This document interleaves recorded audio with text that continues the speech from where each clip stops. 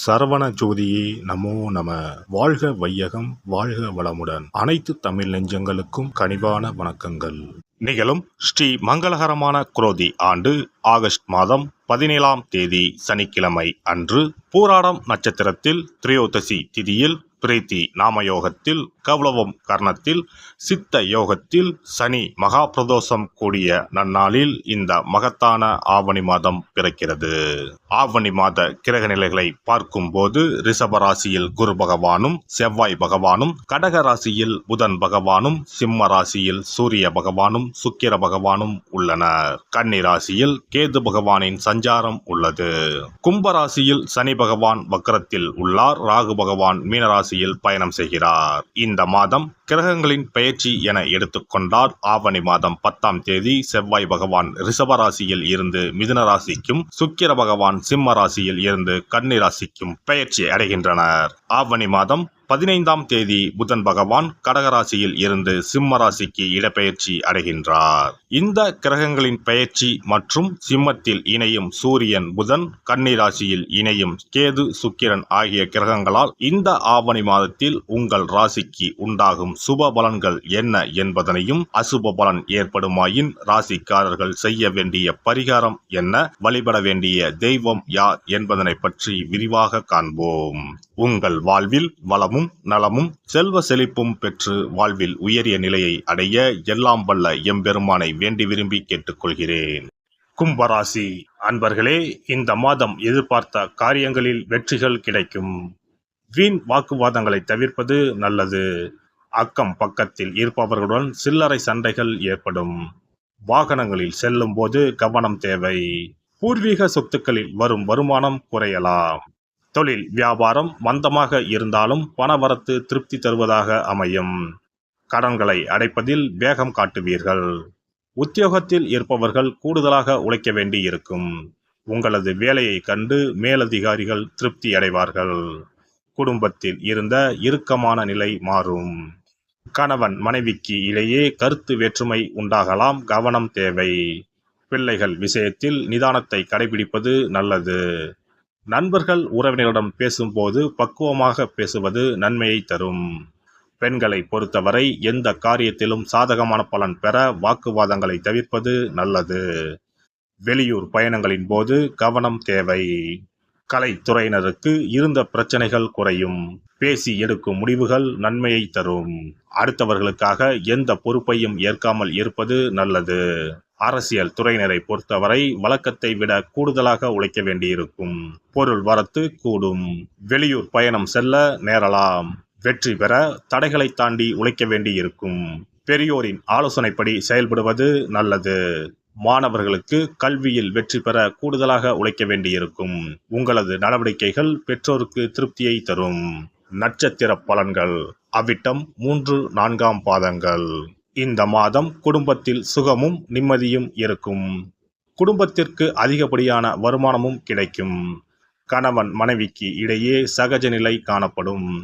குழந்தைகள் திறமையை கண்டு அவர்களை பாராட்டுவீர்கள்.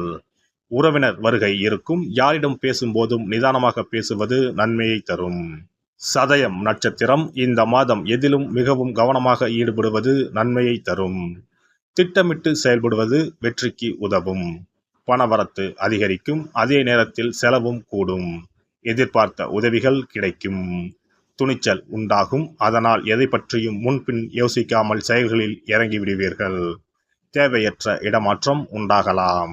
பூரட்டாதி 1, 2, 3ஆம் பாதங்கள். இந்த மாதம் தொழில் வியாபாரத்தில் ஈடுபட்டு இருப்பவர்களுக்கு கீழ்நிலையில் உள்ளவர்களால் லாபம் கிடைக்கப் பெறுவீர்கள். சரக்குகளை பாதுகாப்பாக வைத்துக் கொள்வது நல்லது.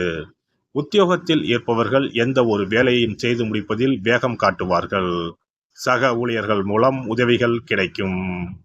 சனிக்கிழமையில் முன்னோர்களுக்கு தீபம் ஏற்றி வணங்க உடல் ஆரோக்கியம் பெறும். கடன் பிரச்சனைகள் தீரும்.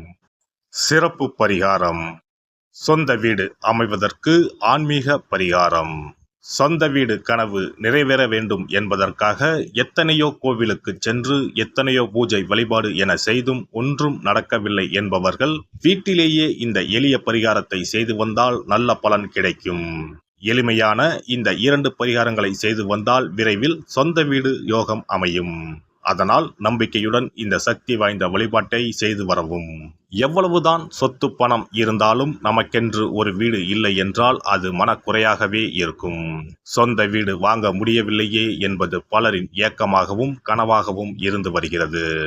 சொந்த வீடு வாங்க வேண்டும், வாங்கிய இடத்தில் விரைவில் வீடு கட்ட வேண்டும், ஏற்கனவே துவங்கியிருந்த வீட்டின் பணிகளை பணப்பற்றாக்குறையால் கட்டி முடிக்க முடியவில்லையே என்ற கவலையில் இருப்பவர்கள் ஏராளம்.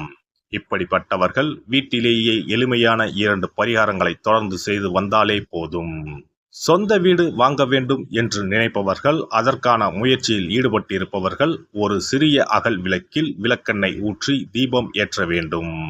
மகா விஷ்ணுவின் அவதாரங்களில் ஒன்றான வாமனரை மனதில் நினைத்து சொந்த வீடு அமைய வேண்டும் என்று பிரார்த்தனை செய்து கொண்டு மாதந்தோறும் வரும் திருவோண நட்சத்திரத்தன்று வீட்டின் அக்னி மூலையான தென்மேற்கு மூலையில் இந்த விளக்கை ஏற்றி வைக்க வேண்டும். அக்னி திசை என்பது மண்ணுக்குரிய திசையாகும். அதாவது அங்காரகன் எனப்படும் செவ்வாய் பகவானுக்கு உரிய திசை இதுவாகும். 3 அடி மண் கேட்டு 3 உலகையும் அளந்தவர் வாமனன். அதனால் அவரை நினைத்து பால் பாயசம் நிவேதனமாக படைத்து வழிபட்டு வந்தால் விரைவில் சொந்த வீடு யோகம் அமையும். மற்றொரு பரிகாரமாக வீட்டில் பயன்படுத்தும் காமாட்சி விளக்கு அல்லது கஜலட்சுமி விளக்கு அல்லது வழக்கமாக பயன்படுத்தும் ஏதாவது ஒரு விளக்கை எடுத்துக்கொள்ளுங்கள். விளக்கை சுத்தம் செய்து மஞ்சள் குங்குமம் வைத்து வாசனை மிகுந்த வெள்ளை நிற பூக்கள் சாற்றுங்கள். பிறகு 5 ரூபாய் நாணயத்தை விளக்கிற்குள் போட்டு நெய் அல்லது எண்ணெய் ஊற்றுங்கள். ஒரு சிறிய தட்டின் மத்தியில் மஞ்சள் குங்கும பொட்டு வைத்து அதன் மீது 5 ரூபாய் நாணயத்தை வைத்து நாம் ஏற்கனவே தயார் செய்த விளக்கை இதில் வைத்து விளக்கினை ஏற்ற வேண்டும். தினமும் காலையில் 6 மணி முதல் 7 மணிக்குள் இந்த விளக்கை ஏற்றி வந்தால் விரைவில் வீடு கட்டுவீர்கள். 5 ரூபாய் நாணயம் என்பது குபேரனுக்கு உரியதாகும்.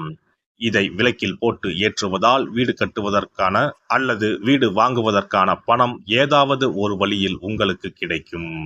காலை 6 மணி முதல் 7 மணி வரையிலான நேரம் என்பது ஞாயிற்றுக்கிழமையில் சூரியன், திங்கள் கிழமையில் சந்திரன், செவ்வாய்க்கிழமையில் செவ்வாய், புதன் கிழமையில் புதன், வியாழக்கிழமையில் குரு, வெள்ளிக்கிழமையில் சுக்கிரன், சனிக்கிழமையில் சனி என நவக்கிரகங்களில் பாவ கிரகங்களான ராகு கேதுவை தவிர்த்து மற்ற 7 கிரகங்களையும் குறிக்கும் ஹோரை நேரமாகும். இந்த நேரத்தில் விளக்கு ஏற்றுவதால் நவக்கிரகங்களின் அருள் கிடைத்து பூமி யோகம் உண்டாகும்.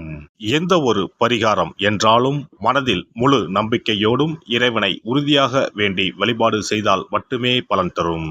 எளிமையான இந்த பரிகாரத்தை தொடர்ந்து செய்து பயன் பெறுங்கள்.